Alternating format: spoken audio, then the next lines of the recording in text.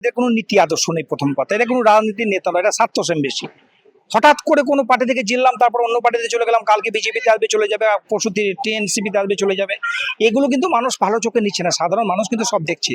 অতএব নিজের স্বার্থসেম বেশির জন্য, নিজের স্বার্থের জন্য যদি এরকম ধরনের কাজ করে থাকে, এটা মানুষ কিন্তু মান্যতা দেবে না।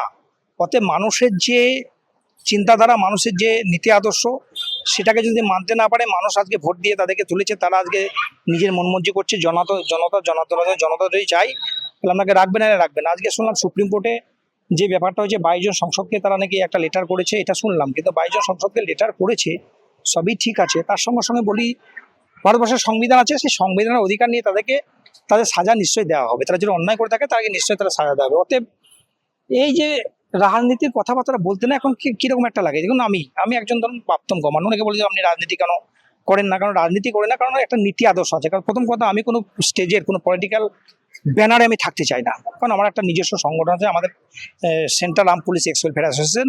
তার সঙ্গে সঙ্গে আমি যেহেতু ফৌজি একটা ছেলে, প্রাইমেরি জওয়ান। অতএব এই ব্যাপারে আমি বলবো যে নীতি আদর্শ যদি না থাকে, আমি কাউকে জিন্দাবাদ বলতে পারবো না, আমি কোনো ব্যানারের সামনে যেতে পারবো। আমি একটা নীতি এবং নির্ধারণ করে চলি, কারণ ফৌজিতে শেখানো হয়েছে যার নীতি আদর্শ নেই সে কোনো মানুষের মধ্যে পড়ে না, এটাই বাস্তব। আর সেইটাকেই কিন্তু আজকে পরিকাঠামো করার চেষ্টা করছে। যারা করছে না তারা ভুল করছে, সাধারণ মানুষের কাছে ধোকা খাবে, সাধারণ মানুষদেরকে পিটা শুরু করবে, তারপর বুঝতে পারবো। অতএব এই নীতিহীন আদর্শহীন মানুষের কথাবার্তা বলতেও না কিরকম একটা মনে হয়। অতএব এই ব্যাপারে আমি বেশি কিছু বলবো না। ভারতবর্ষের আইন আছে, সংবিধান আছে, সংবিধানের অধিকার সংবিধান তার সেইভাবে কাজ করে তাদেরকে সাইড করে দেবে, এটাই বাস্তব। খারিজ হওয়ার যে মামলা, সেখানে দাঁড়িয়ে কল্যাণ ব্যানার্জি তিনি বলছেন সবে এখন সংসদ থেকে শুরু হলো, এরপর নাকি তিনি বিধানসভায় ঢুকবেন নাকি। কল্যাণ ব্যানার্জি বলছে উনি একজন আইনজীবী, উনি আইনটা আমাদের চেয়ে অনেকটাই ভালো বোঝে। নিশ্চয় সে কিছু ব্যাপার বুঝেছে, আইনের মধ্যে সেটা সংবিধানে আমাদের যে আইন এবং অনুযায়ী যে ব্যবস্থা হবে সেটা নিশ্চয়ই বুঝেছে, সেটাই করছে। কল্যাণ ব্যানার্জি সত্যি কথাটা বলেছে, সেটাই বাস্তব। দেখা যাক কি হয় লাস্ট পর্যন্ত। তবে এই নীতি আদর্শহীন মানুষের ব্যাপারে আমি আর বেশি কিছু বলবো না। আমি জানি ওরা ভুল করছে এবং ঠিক করছে, তারা নিজেরা জানে।